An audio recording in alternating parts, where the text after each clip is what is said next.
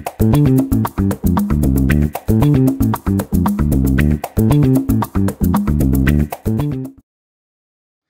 is Byron Gordon for the SES Conference Channel, and we're here in San Francisco today talking with Gord Hotchkiss of Enquiro. How are you, Gord? I'm doing fine. Thanks, Byron. Gord, I wanted to chat with you a little bit about search, and you haven't been shy about your opinions when it comes to the world of online search and the big movers and shakers in that area. Google, of course, dominates. We all know that. Yahoo and Microsoft are some of the smaller players with big names just the same, but it seems like the pie is getting smaller, although you're quoted as saying, and I think I have it here, that we need an arms race in search. Talk about that. Well, one of the things that I think I've been kind of painted with this brush that I'm against Microsoft and I'm against Yahoo, and that's certainly not the case. I actually have also said that I think Bing was a good step for Microsoft. I think it's a great step in the right direction. What I have problems with, though, is advertising it as more than it is. It's Microsoft kind of catching up and doing some things they needed to do in search, but it's not a drastically different search experience. And, you know, I think that's the important thing to keep in mind. And it's not so much that, you know, Microsoft and Yahoo shouldn't be trying to keep up with Google. They absolutely should. But to change people's search habits, because that's what they are, they're habits, it needs to be a big jump forward, because people won't change a habit to go to something that's just as good or almost as good. That just won't happen. They only change their habits if there's a huge reason to do so, because it's hard work to break a habit, as anybody who's ever tried to break a habit can tell you. And what will happen is $100 million of advertising will get people to try Bing, and they'll try it, and they may even like it. They may say, you know, there's a lot I like about this. But the fact is, when the advertising's gone and people go and they say, oh, I got to go search for something, they're just going to naturally go to Google. Bing has to raise the bar so much, or not just Bing, Yahoo, anybody has to raise the bar so much that you just would never think of going back to Google, because the experience was so much better in some significant way.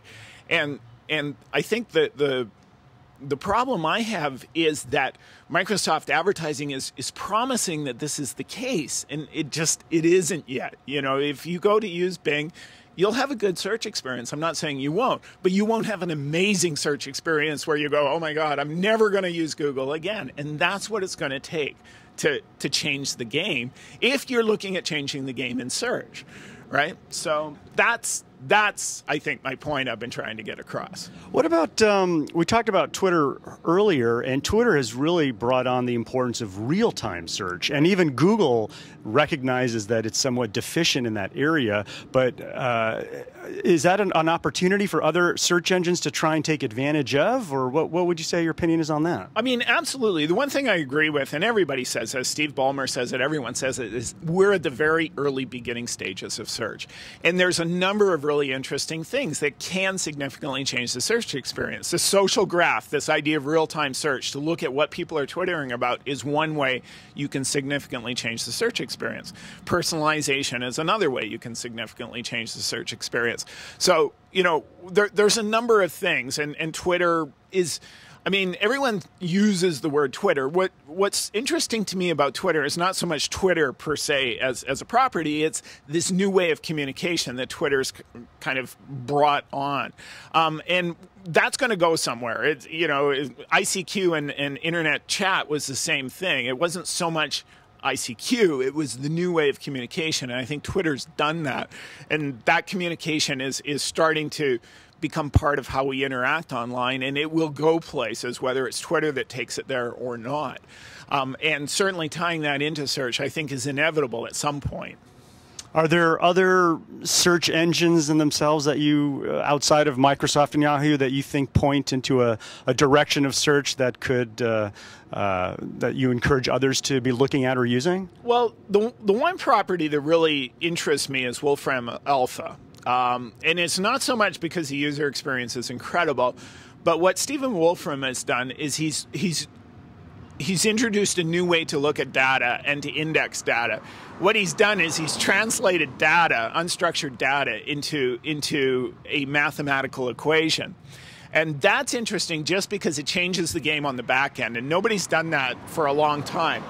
Nobody's looked at data and how you index data and how you manipulate data and query data and change that significantly from the word-based paradigm that we're used to, this, you know, kind of crawling sites and indexing language.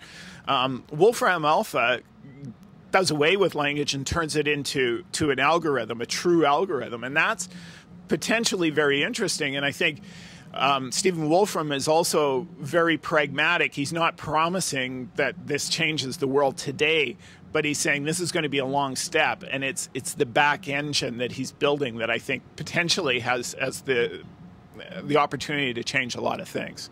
All right. Thanks so much for chatting with us, Gord. All right. Thank you. And there's more to come on the SES Conference channel. Stay tuned.